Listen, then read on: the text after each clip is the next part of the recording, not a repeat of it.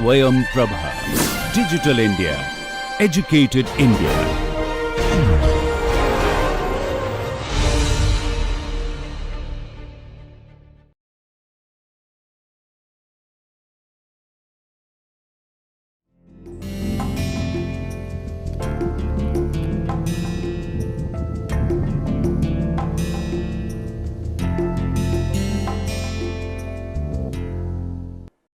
Konnichiwa मिनासान, नमस्कार। आज से शुरू होने वाली जापानी भाषा एक परिचय की इस सीरीज़ के पहले लेक्चर में आप सबका बहुत हार्दिक स्वागत है, हार्दिक अभिनंदन। मैं वत्सला मिश्रा हूँ और आईआईटी कानपुर के फॉरेन लैंग्वेज प्रोग्राम में बहुत समय से जापानी भाषा पढ़ा रही हूँ। ये सीरीज़ को शुरू करने से पहले, इन लेक्चर्स को शुरू करने से पहले, ये सीरीज़ क्यों बनाई गई हिंदी में, इसके बारे में आपसे थोड़ी सी कुछ बातें करना चाहते हैं। तो देखिए, जापान के बारे में हमेशा से ही एक जिज्ञासा सी बनी रहती है मन में कि कैसा देश है, कैसे वहाँ के लोग हैं। ख़ास करके बचपन में जब सुनते थे सामुराई या उनका किमोनो जो उनका परिधान है वो, या उनकी संस्कृति के बारे में, तो बहुत एक अलग से मन करता था कि जानें उसके बारे में। यदि हम आज के दौर को देखें तो देखिए, जापानी स्टाइल ऑफ मैनेजमेंट जो है या जापानी एनिमेशन जो है, उन्होंने देखिए विश्व में बिल्कुल एक धूम सी मचा रखी है। या अगर हम देखें कि उनके उत्पाद कैसे हैं या उनका जो ओवरऑल सिस्टम है, प्रणाली है, वो विश्व भर में अब देखिए क्वालिटी और परफॉर्मेंस का एक पर्याय बन गया है। जैसे कि आप देखिए, होंडा कार्स हैं, या सोनी का नाम किसने नहीं सुना है, मित्सुबिशी हैं, इलेक्ट्रिकल अप्लायंसेस हैं। तो इन सब के बारे में हम सब लोग जानते हैं।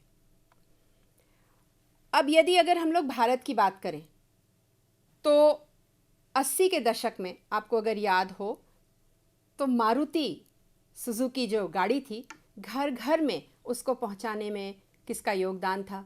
आप ये समझिए, जापानियों का बहुत बड़ा योगदान था। या अगर हम अब देखें तो बहुत सारे इंस्टीट्यूट्स जो हैं वो जापानियों द्वारा स्थापित किए जा रहे हैं, एजुकेशनल इंस्टीट्यूट्स।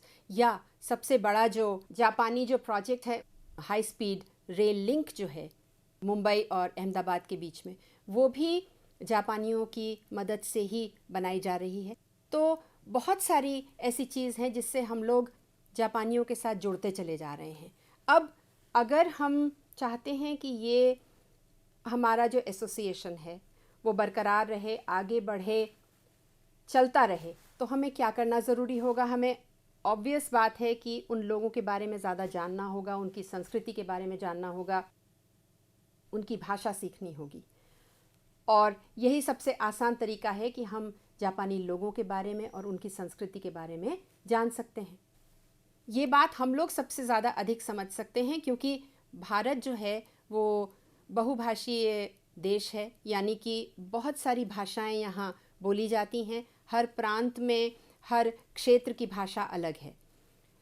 तो भारत में हिंदी ज़्यादा बोली जाती है, समझी जाती है, और यही कारण था कि ये जो कोर्स है इसको हमने हिंदी में किया, क्योंकि अभी तक जो मटेरियल अवेलेबल है नेट पर वो सारा अंग्रेज़ी में है। और दूसरी बात ये है कि हिंदी ग्रामर और जापानी जो व्याकरण है वो बहुत मिलते जुलते हैं, बहुत समानता है उसमें, तो आसानी से समझा भी जा सकता है। तो ज़्यादा से ज़्यादा लोग इसको पढ़ सकें, जान सकें, समझ सकें और इन जापानी जो प्रोजेक्ट्स हैं उसमें काम कर सकें, इसलिए ये जो कोर्स है ये हिंदी में बनाया गया। एक और कारण है कि बहुत सारे बच्चे जो हैं, बहुत सारे स्टूडेंट्स, वो उच्च शिक्षा के लिए जापान जाते हैं या बहुत सारी जापानी कंपनियों में काम करते हैं। तो इस कारण से भी ये कोर्स जो है हिंदी में किया गया, क्योंकि जब आप कहीं विदेश जाइए, वहाँ की भाषा अगर आपको पहले से मालूम है तो आपके लिए वहाँ रहना बहुत आसान हो जाता है। तो हम उम्मीद करते हैं कि इस कोर्स से आप लोग को फ़ायदा होगा और आप लोग जापानी भाषा जो है बहुत अच्छे से खुश होकर के सीख सकेंगे। आप लोग सब JLPT के बारे में जानते ही हैं। जापानीज़ लैंग्वेज प्रोफिशिएंसी जो टेस्ट है उसका लेवल 4 आप बहुत आराम से ये कोर्स करने के बाद कर पाएंगे। लेकिन इसके साथ एक कंडीशन है, वो कंडीशन ये है कि मेहनत आपको भी पूरी करनी पड़ेगी। बिना मेहनत के ये संभव नहीं हो पाएगा। और दूसरी बात ये है कि आपको ये अभी ही बता दिया जाए कि ये जो कोर्स है, ये जो सीरीज़ है, ये कोई कोचिंग कोर्स नहीं है। ये भाषा यहाँ सिखाई जाएगी और आप भाषा सीख करके अपनी मेहनत से, नेट से भी देख करके आप बहुत आराम से JLPT का N4 लेवल तक आप पास कर सकते हैं।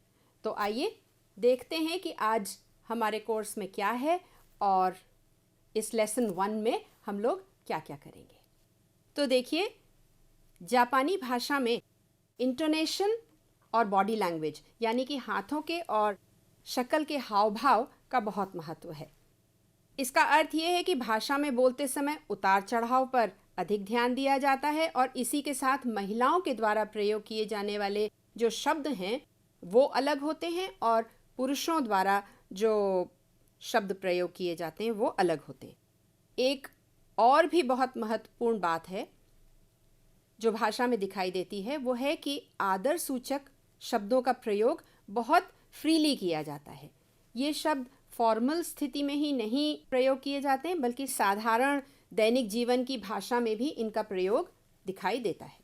आदर सूचक शब्द भाषा का एक बहुत बड़ा और एक बहुत महत्वपूर्ण हिस्सा है और ऐसे बहुत से शब्द और अभिव्यक्तियां हैं जो चीनी भाषा से ली गई हैं और वर्तमान में भी आज भी भाषा में प्रयोग की जा रही हैं। इन सबके बारे में हम लोग लेक्चर के दौरान बात भी करेंगे, लेकिन उससे पहले हम लोग देखते हैं कि जो लिपियां हैं जो प्रयोग की जाती हैं वो क्या हैं।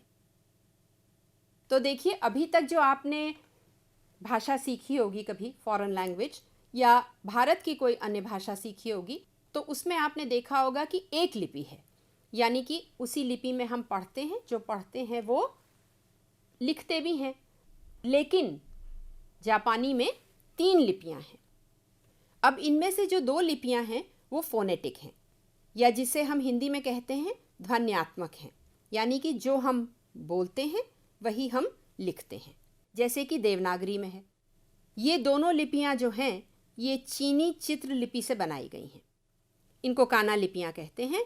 चित्र लिपि का अर्थ है कि तस्वीर से कोई चीज़ को लाइनों में दिखाना। इसके बारे में हम लोग आगे भी बात करेंगे। काना लिपियां जो हैं वो अक्षर लिपियां हैं और उच्चारण पर आधारित हैं। कांजी लिपि जो है वो चीनी चित्र लिपि है और उसका जापानी भाषा में भी प्रयोग किया जाता है। तो आप देखेंगे आगे कि ये तीनों स्क्रिप्ट्स मिला करके लिखा जाता है। ऐसा पहले नहीं था। पहले जो 2 फोनेटिक स्क्रिप्ट्स थीं उनमें लिखा जाता था अलग अलग, लेकिन अब सब मिला करके लिखा जाता है। ये स्क्रिप्ट्स हैं हिरागाना, काताकाना और कांजी। अब आप हिरागाना में देखेंगे कि ये थोड़ी सी अलग है इस स्क्रिप्ट से। ये काताकाना कहलाती है जैसा कि लिखा हुआ है, और ये हिरागाना है। ये चित्र लिपि है जो कि बेसिकली चाइनीज़ है।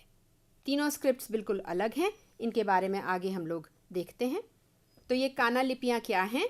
देखिए, हिरागाना लिपि है और ये ध्वन्यात्मक लिपि है जैसा कि हमने आपको बताया। अब हिरागाना जो लिपि है वो जापानी मूल के शब्दों को लिखने में प्रयोग में आती है। इसका क्या अर्थ है? इसका अर्थ ये है कि जो भी जापानी शब्द हैं, यानी कि ओरिजिनली जो जापानी शब्द हैं, उनको हिरागाना में लिखा जाता है। देखिए, ये है आ, ई, ए, ओ, वा, का। ये कुछ ध्वनियाँ हैं। इसके बारे में हम लोग डिटेल में आगे भी बात करेंगे। अब इसको जोड़ करके इस प्रकार से लिखा जाता है। आकी, आहिरु, आरी। निहोन कासा। तो इस प्रकार से हिरागाना लिपि में लिखा जाता है। पूरी भाषा लिखी जा सकती है हिरागाना में। क्यों चित्रलिपि की आवश्यकता पड़ती है उसके बारे में आगे भी बात करेंगे, लेकिन अभी आपको बता दें कि बहुत सारे ऐसे शब्द हैं जो एक समान हैं, एक ही ध्वनि है उन शब्दों की, लेकिन अर्थ अलग है। तो अर्थ कैसे पता चलेगा? वो कांजी से पता चलता है। इसलिए तीनों लिपियां मिलाकर के लिखा जाता है। हिरागाना ऐसे लिखी जाती है: आ, ई, उ, ए, ओ। का, की, कु, के, को। जैसे आसा, निहोन, निहोन माने जापान, निहोन जिन माने जापानी लोग, निहोंगो माने जापानी भाषा। तो इस प्रकार से मिला करके ये लिखा जाता है। ये राउंड है, आप देखेंगे खड़ी खड़ी लाइनें नहीं हैं, थोड़ा राउंड लगता है, कर्सिव है ये हिरागाना। अब देखिए दूसरी लिपि भी है, वो है काताकाना। काताकाना जो है वो एंगुलर है, यानी कि बहुत शार्प लाइंस हैं उसमें। बहुत आपको दिखेगा खड़ी खड़ी लकीरें हैं, आड़ी तिरछी लकीरें हैं, और हिरागाना से बिल्कुल अलग दिखेगी। ये स्क्रिप्ट क्यों हम यूज़ करते हैं? इसलिए यूज़ करते हैं कि जितने भी शब्द जो जापानी मूल के नहीं हैं, जो कि विदेशी शब्द हैं, उनको हम काताकाना में लिखते हैं। अब अभी हमने आपको बताया कि ये बहुत एंगुलर है। ये क्यों एंगुलर है? देखिए काताकाना और हिरागाना दोनों जो स्क्रिप्ट्स हैं वो कांजी से बनी हैं, यानी कि चित्रलिपि से बनी है। और वो जो आड़ी तिरछी लकीरें जो आपको कांजी में दिखती हैं, उसी से काताकाना बनाई गई। अब क्यों बनाई गई? क्योंकि जब बौद्ध धर्म के प्रचारक जो हैं जापान आए और बौद्ध धर्म का प्रचार करने के लिए उन्होंने कुछ स्क्रिप्चर्स जो हैं वो अपने साथ जापान ले करके आए, तो उनको याद करने के लिए शॉर्ट हैंड के रूप में जो है वो काताकाना शुरू में उत्पन्न हुई।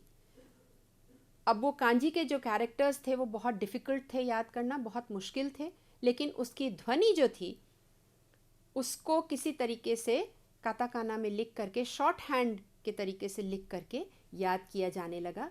तो शुरू में सबसे पहले काताकाना की उत्पत्ति हुई, उसके बाद हिरागाना बनी है। देखिए ये भी ध्वन्यात्मक लिपि है, ध्वनि से बनाई गई है और विदेशी शब्दों को लिखने में प्रयोग में आती है। अब आप देखेंगे कि अगर हम काताकाना यहाँ आपको लिख के दिखाएं तो आ, ई, उ, ए और ओ।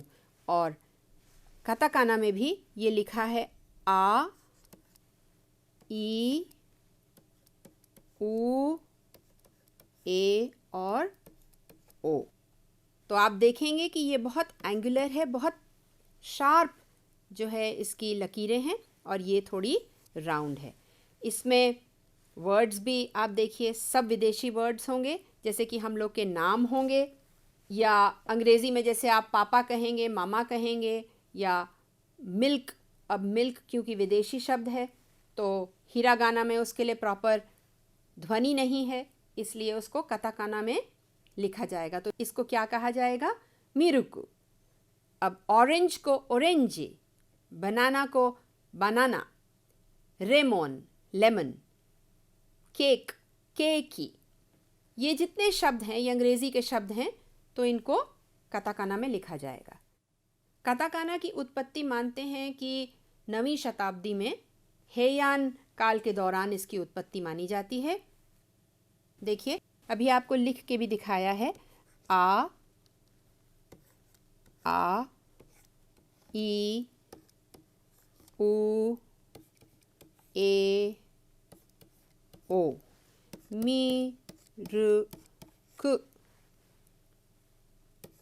को ही।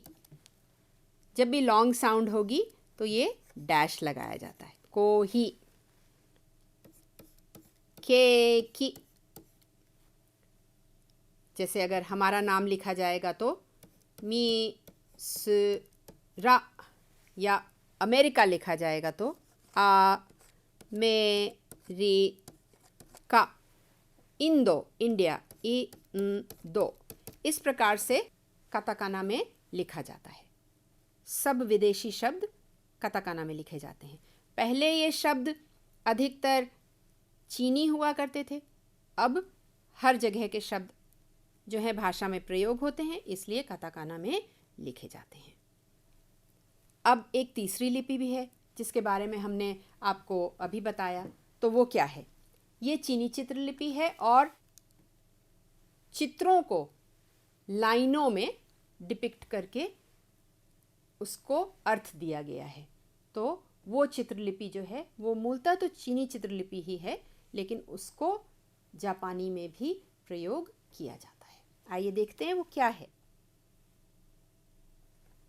लिपि में ध्वनि प्रकट करने वाली अक्षरमाला की जगह भाव चित्रों द्वारा कोई आइडिया या कॉन्सेप्ट को दर्शाया जाता है, यानी कि आइडियोग्राम्स और पिक्टोग्राम्स हैं, जिससे चित्र देख करके ही उसका अर्थ समझ में आ जाता है।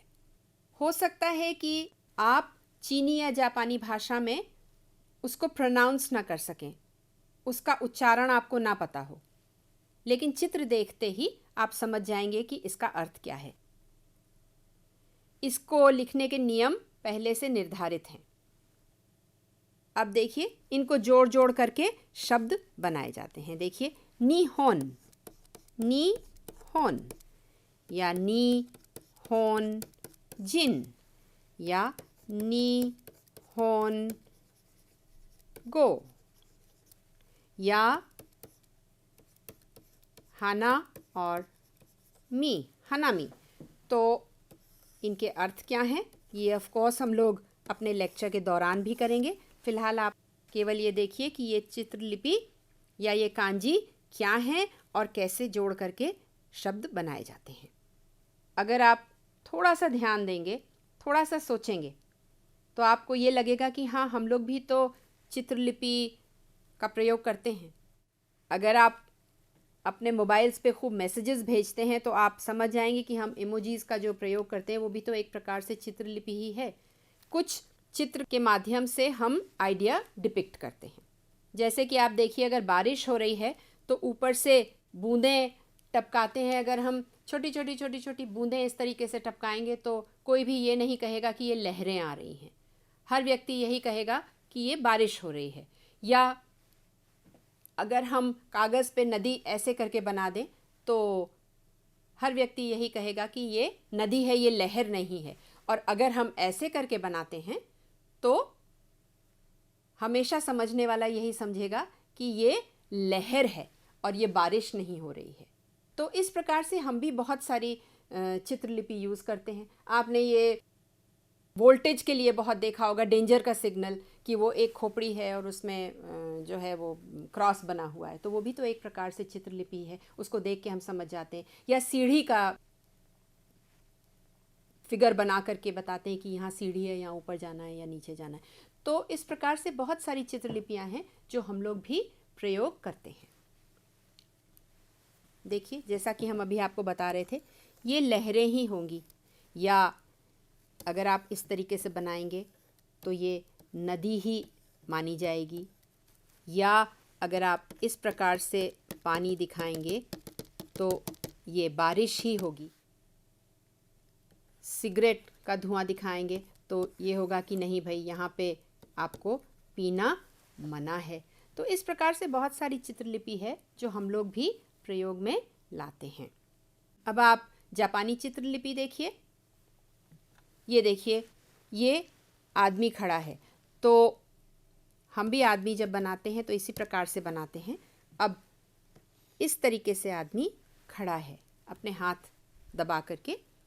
तो ये जो चित्रलिपि है, ये जो कांजी है, आगे से हम लोग कांजी ही कहेंगे इसको। तो ये जो कांजी है ये हितों के लिए कांजी होती है, यानी कि पर्सन के लिए, व्यक्ति के लिए कांजी प्रयोग में आती है। अब जब आप देखेंगे तो आप इसको हमेशा पर्सन हितो ही समझेंगे। दूसरी देखिए, ये यामा है, तो यामा माने पहाड़, जैसा कि आप देख रहे हैं। अब अगर इसकी आप क्रॉस सेक्शन देखेंगे तो ये इस प्रकार से आएगा, और इसकी देखिए पीक बन गई, ये बेस बन गया यहाँ पे। तो इस प्रकार से बनाया जाता है। अब आप हमेशा इसको पहाड़ के रूप में ही याद करिएगा और देखिएगा। ये नदी है, पानी बह रहा है, इस पानी को हम वर्टिकल बना देते हैं, और ये कावा यानी कि नदी की कांजी बन जाती है। इसी प्रकार से आप देखिए पेड़ है। अब ये कांजी बनी है पेड़ की, तो अगर हम इसमें ऐसे कर दें तो आपको लगेगा कि ये पेड़ ही है। अगर इसका क्रॉस सेक्शन करते हैं तो यूँ बनता है, तो पेड़ की कांजी है ये। इसी प्रकार से देखिए फील्ड है। चावल जब बोते हैं तो इस तरीके से मेड़ी बना करके उसमें पानी भरा जाता है, और फिर यहाँ पे आप चावल बोते हैं। तो बिल्कुल वही इमेज है एक खेत की, और उससे ये बना है ता। इसकी रीडिंग ता है और मीनिंग है इसका फील्ड। अब देखिए आदमी की कांजी कैसे बनी है। आदमी खेत में काम करता है, और खेत में काम करने के लिए बहुत ताकत चाहिए, तो ये तो खेत की कांजी हो गई। और जो ताकत की कांजी है ये आती है यहाँ से। तो जब आप इन दोनों को जॉइन कर देते हैं तब ये पुरुष की कांजी बन जाती है, यानी कि ओतो कोनो हितो। और देखिए ही की कांजी है ये, यानी कि दिन की कांजी है। तो सूरज क्या करता है? सूरज रात और दिन में 2 भाग कर देता है 24 घंटे के, तो इसलिए दिन के 2 भाग हो जाते हैं। तो 1, 2, 3 और 4, 1, 2, 3 और 4, इस प्रकार से दिन की कांजी बनती है। तो ये एक इंट्रोडक्शन है। आगे भी हम लोग बहुत कुछ करेंगे इसके बारे में, कांजी के बारे में। अब यहाँ पे आप देखेंगे हम इसको ऐसे नहीं बना सकते हैं, या ऐसे बना दिया और फिर ऐसे कर दिया। इसका एक डिसाइडेड तरीका है कि 1, 2, 3 और 4, यानी कि 1, 2, 3 और 4, इसी प्रकार से ये बनाया जाएगा। अब आइए हम लोग हिरागाना लिखना भी देखते हैं। तो देखिए आ, ई, उ, ए, ओ, ये तो वॉवल्स हैं। अब इन वॉवल्स में हम साउंड क को जो है मिला देते हैं। इसी प्रकार से सब साउंड्स हैं। तो देखिए का, की, कु, के और को। इसी प्रकार से सा है, लेकिन यहाँ पे थोड़ा सा अलग है।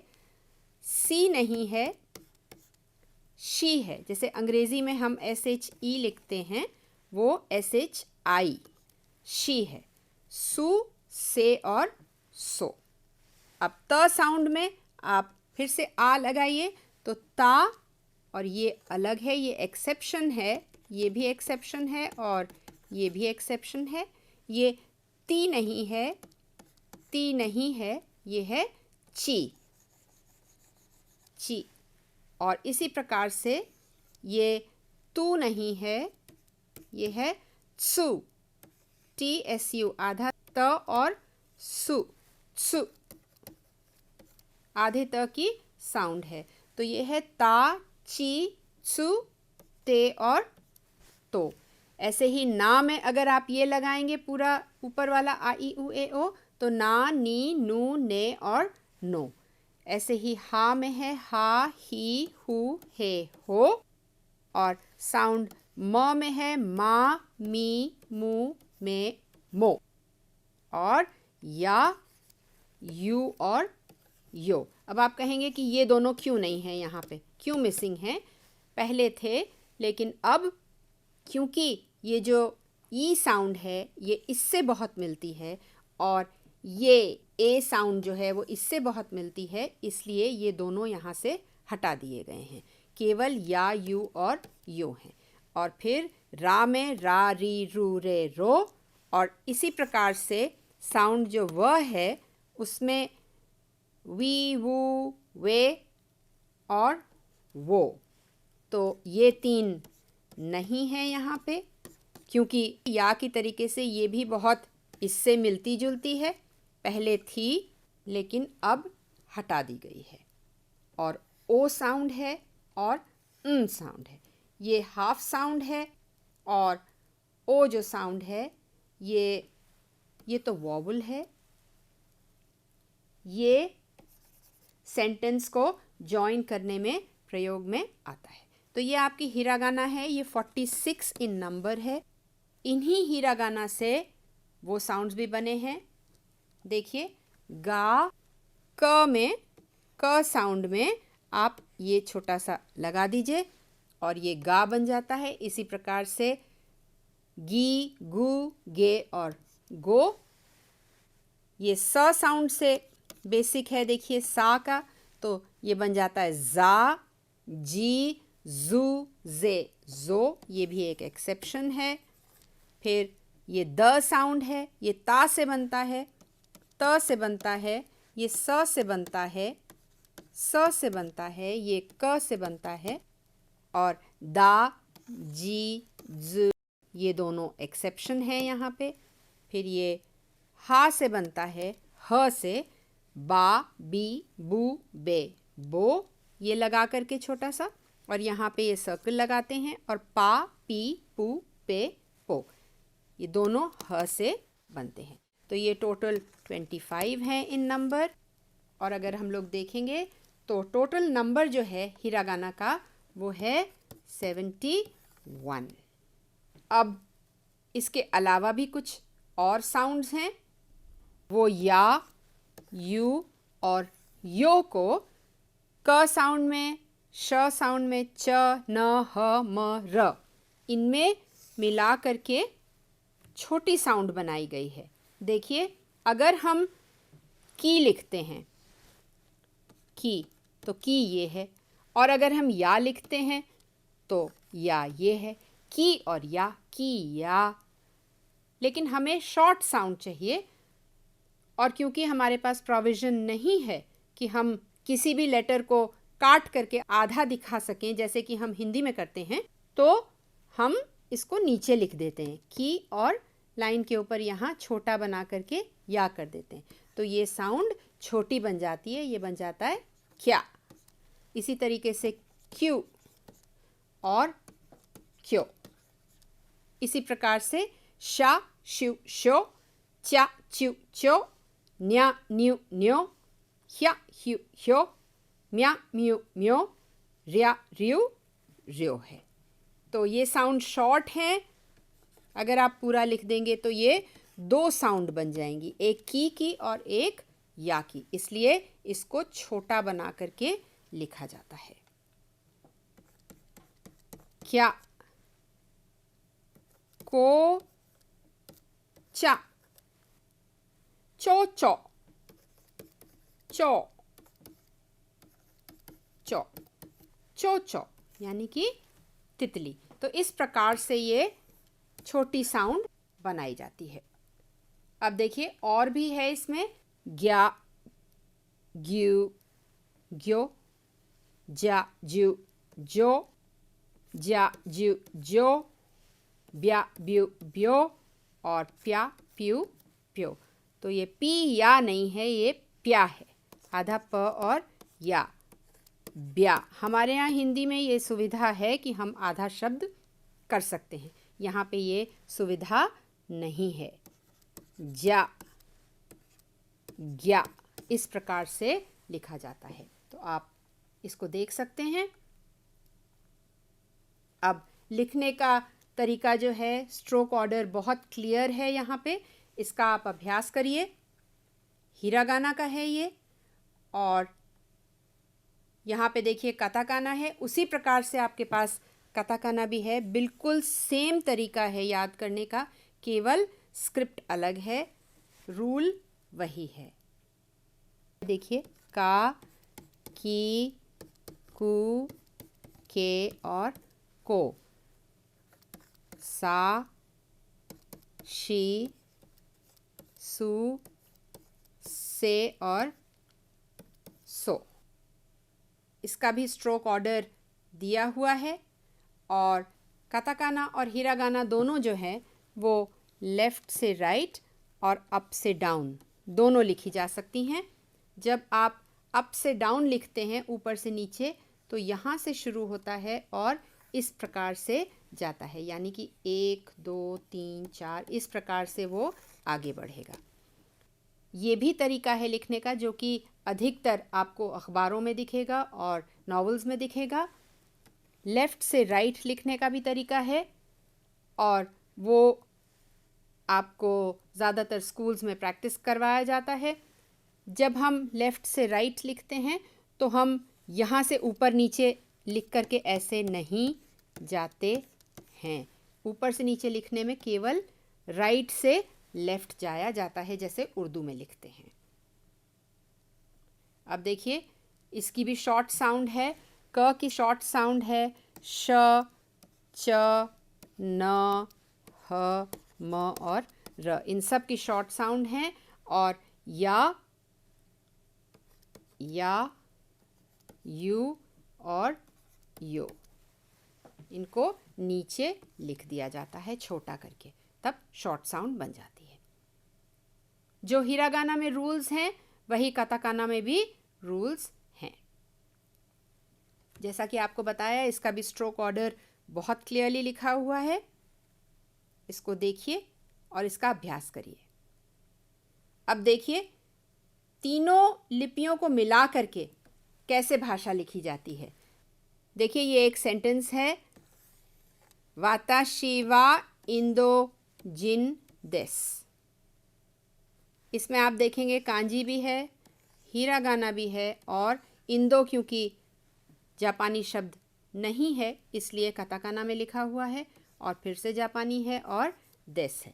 एक और चीज़ आप यहाँ नोटिस करेंगे, देखिए वो ये है कि यहाँ पर हमने स्पेस दी है। देखिए यहाँ पर स्पेस दी है, यहाँ पर भी स्पेस दी है।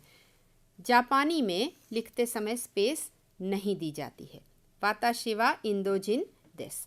तो जब हम पढ़ते हैं अगर तीनों स्क्रिप्ट्स हैं तो हमें पढ़ने में इतनी मुश्किल नहीं होती, क्योंकि हम समझ जाएंगे कि ये बाहर का शब्द है, ये कांजी है, इसके बारे में हमें पता है और बाकी हिरागाना है। अब ये जैसा कि आपको अभी बताया लेफ़्ट से राइट भी लिखी जाती है और आप ये देखेंगे कि ऊपर से नीचे भी लिखी जाती है और इस प्रकार से बढ़ा जाता है। ऊपर से नीचे लिखते हुए राइट टू लेफ़्ट जाया जाता है। सो वाताशी वा राओ देस, वाताशी वा इंदोजिन देस, इस प्रकार से लिखा जाएगा। अब देखिए अभी आपने स्वर किए हैं आ ई उ ए ओ, तो उससे कुछ शब्द भी आप याद कर लीजिए। आहिरु, आरी,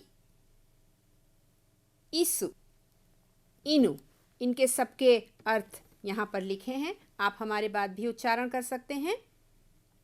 उशी, उची, एबी, एकी, ओरिगामी, ओम। ओरिगामी देखिए 2 शब्दों से बना है, पेपर फोल्डिंग है ये। ओरी माने लपेटना और गामी माने कागज़, तो कागज़ को लपेटने की टेक्निक उसे ओरिगामी कहते हैं। देखिए तस्वीर के साथ भी है। आरी, आसे, तस्वीर से ही आप समझ जाएंगे क्या अर्थ है। इनु, इसु, उसागी, उमा, एम्पित्स और ओम। अब यहाँ पे साउंड न है, एन पित्सु की साउंड है, न की, लेकिन बोलते म है, उससे आसान होता है। तो एम पित्सु होंठ दबा करके बोलिए और आसानी से ये बोला जाएगा। इसका रूल है, रूल आपको आपके लेसन में बताएंगे। अब देखिए क साउंड है कानी, कासा, किरिन, किमोनो, कुसा, कुत्सु, केकी, केसा, कोही, कोचा। अभी आपने देखा, देखिए कोचा, छोटी साउंड आपने पढ़ी है कोचा। अब है खारास, खाबान, कानी, खी, कुत्सु, कुमो, केशिगोमु, कोचा। आपको लगेगा कि हम लोग ये क्यों कर रहे हैं। ये ज़रूरी है क्योंकि आपको वाक्य बनाने में बाद में बहुत आसानी होगी। स से साकाना, सारू, शिका, शिमाउमा, सुजुमे, सुइका, सेमी, सेबिरो,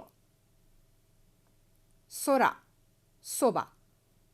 और तस्वीर के साथ भी है साकाना, सारा, शिका, सुशी, सुजुमे, सेक्केन, साबुन को कहते हैं सोबा। ये नूडल्स हैं, ड्राई नूडल्स हैं, जो कि हम लोग भी बहुत यहाँ खाते हैं। अब आपके लिए थोड़े से नए शब्द हैं। आशी, आसे, इशी, इतो, उए, उता, एकी, एदा, ओनी, ओकाशी, ओतेरा। और इसी प्रकार से क सीरीज़ के हैं काबान, कागी, की, कित्सुने, कुची, कुदामोनो, कुशी, केइताई, केशिगोमु, कोदोमो, कोचा। और स से है साके, सारा, सामे, शिची, शिंगो, सुमो, सुशी, सेंताकी, सेता, सोरा। अब आज हम लोग गिनती भी करेंगे, तो जल्दी से गिनती कर लेते हैं। देखिए, इची, नी, सान, योन, शी भी कहते हैं इसे, गो, रोकू, नाना, शिची भी कहते हैं, हाची, कु, क्यू या क्यू भी कहते हैं, ज्यू। ये आपकी गिनती है। ये और ये एक्सेप्शंस हैं। अलग अलग जगह इनका प्रयोग होता है। इसके साथ इसकी कांजी भी दी हुई है, यहाँ पे आप देख रहे हैं। ये कांजी हम लोग अपने लेक्चर में करेंगे। और आपके लिए देखिए एक एक्सप्रेशन भी है, ओहायो गोजाइमास। इसी इंटोनेशन के साथ इसका प्रयोग करिए। ये देखिए, दो जने आपस में मिल रहे हैं, सवेरा हो रहा है, यहाँ पे सूरज ऊपर चढ़ा हुआ है। और ये देखिए इनके हाथ दोनों के कहाँ हैं, हाथ दोनों के जो हैं अपने साइड में हैं और एक दूसरे से झुक करके ओहायो गोजाइमास कहते हैं। या खुशी से भी बच्चे जो हैं हाथ उठा करके भी इनफॉर्मली ओहायो गोजाइमास कह सकते हैं। लेकिन यहाँ पे ध्यान रखने वाली बात यह है कि 10 बजे के बाद ओहायो गोजाइमास नहीं कहा जाता है। ये नहीं कि कैजुअली आपने हाथ उठाया और हेलो की तरीके से ओहायो गोजाइमास कह दिया, ऐसा नहीं होता है। खड़े होकर के पैर बिल्कुल साथ में जोड़ करके हाथ किनारे करके तब ओहायो गोजाइमास कहा जाता है, ख़ास करके अपने बड़ों से। फिर देखिए यहाँ पे कोनिचिवा है। आप रास्ते में कहीं मिले या किसी से भी कहीं ऑफिस में कहीं मिले 10 बजे के बाद, तो ओहायो गोजाइमास के बजाय आपको कोनिचिवा का प्रयोग करना होगा, विच मीन्स गुड डे। हाथ उठा करके भी, झुक करके भी, लेडीज़ जनरली खड़े होकर के, झुक करके तब कोनिचिवा करती हैं। और ये आपके लिए गृह कार्य है। देखिए 2 ग्रुप्स हैं, ए बी, इसमें कुछ शब्द लिखे हैं, इधर की तरफ भी शब्द लिखे हैं, तो इनको मैच करिए और इसी प्रकार से नंबर्स को मैच करिए और सही नंबर लिखिए। कुछ तस्वीरें हैं, कुछ नंबर्स दिए हुए हैं, इनको जापानी में लिखने की कोशिश करिए। और देखिए आपके पास एक और एक्सप्रेशन है, माता आइमाशो। इसका अर्थ है फिर मिलते हैं। माता का मतलब है दोबारा और आइमाशो का मतलब है मिलना। तो लेट्स मीट अगेन। तो माता आइमाशो, इसी एक्सप्रेशन के साथ हम यहीं पे आज का लेसन ख़त्म करते हैं और जल्दी ही आपसे फिर मिलेंगे नेक्स्ट लेसन में बहुत सारा नया कुछ लेकर के। तब तक जो आज किया है, जो स्क्रिप्ट्स आज करी हैं, जो वर्ड्स आज आपको बताए हैं, नए शब्द हैं, उनको सबको याद करिए और जो क्विज़ है जो पीछे आपके लेसन में गृह कार्य दिया गया है उसको करिए। जल्दी ही फिर मिलते हैं। माता आइमाशो। नमस्कार, धन्यवाद।